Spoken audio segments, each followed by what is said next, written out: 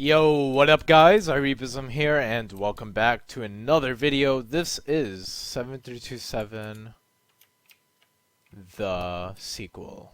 So, for those who don't know what this is, check out my last video that I've uploaded that says what's happening to Raise. Again, if you haven't watched the video, just so you know, I'm not stopping Raise. But definitely check out that video. Listen to it if you haven't already.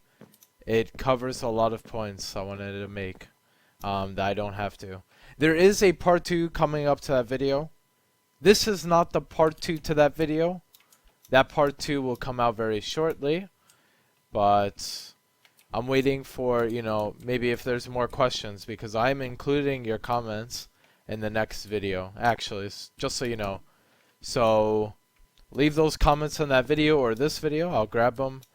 And yeah, I'll answer them live and talk about more in depth of my decision of what I was doing. But anyways, this is a 7327, the sequel development video. And again, not like how I did with Raise and 7327 where I felt obligated to show everyone the progress of the map.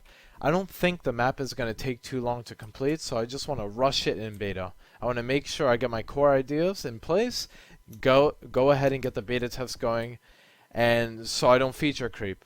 Now, what I've been doing in the past map making is in 7327, I was known as a feature creep guy. We were in beta for like 4 or 5 months, and that's pretty ridiculous, I think. And I went through a lot of remakes of that map, particularly like moving the redstone from the map over to the spawn chunks. That took a while. That was like the biggest ambitious thing I've ever done in map making, is moving all of my work to another location, essentially redoing it. Yeah, that was over 1.5 years ago. That was about 2 years ago when I did that. Recording this now, I think. So yeah, it's been quite a while since I've really touched anything as large as that.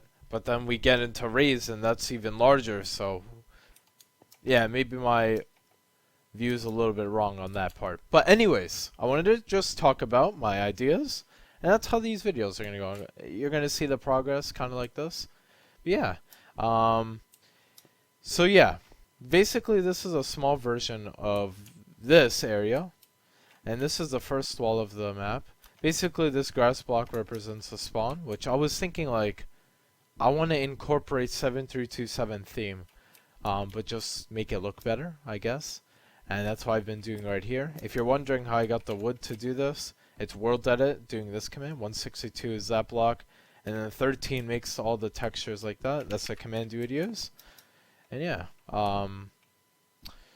so yeah, this is the idea, is that the center is, kind of it's not really a straight path. I want obstructions right here, so you kind of go around, kind of like how 7327 was, exactly almost.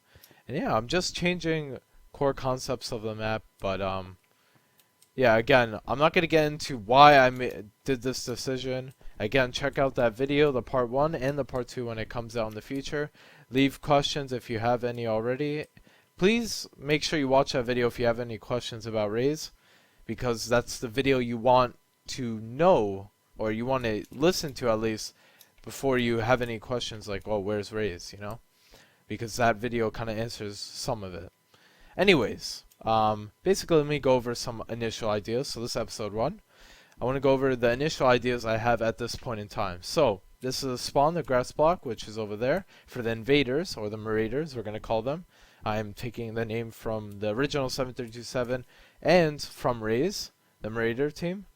And that's going to be over here. On the left side, the area is going to slope down. I kind of marked that right here. So basically everything under here, here, I'll build it with you guys right now, but this is what it'll look like. Something like that. Yeah, it's gonna look like that. Sometimes it'll slope down even more. But yeah, this is what it's gonna look like, kind of. So yeah, building with Reap, how exciting, right? But yeah, guys, I'm getting back into the map making scene. It feels good because Raise was almost not like map making. It was more creating a game. and there's so much variables I took into consideration in that. And then in here, I'm using Minecraft as a medium, of course, but I'm also using Minecraft's like hunger system and stuff. I'm not making a mana system or anything like that. I'm not, I'm using, fishing rods on this map for melee combat and bows for archery and ranged combat and maybe shields. I'm gonna be probably using 1.9 for this map, so it's gonna be really cool. We'll see how it goes. Anyways, back to my discussion. Basically, this goes to a top area, so that's indicated over here if you couldn't tell. And just take a look at this. Oh, by the way, this map is not solo. I've invited the entire of Rekra to help me do it, if they choose to help. I'm no longer accepting myself to, or limiting myself to work on a map just for myself. There's no reason for that. Of course, I can design the map, be in charge of it, but why not get any help if people want to help? So I'm not limiting myself anymore, so that's good.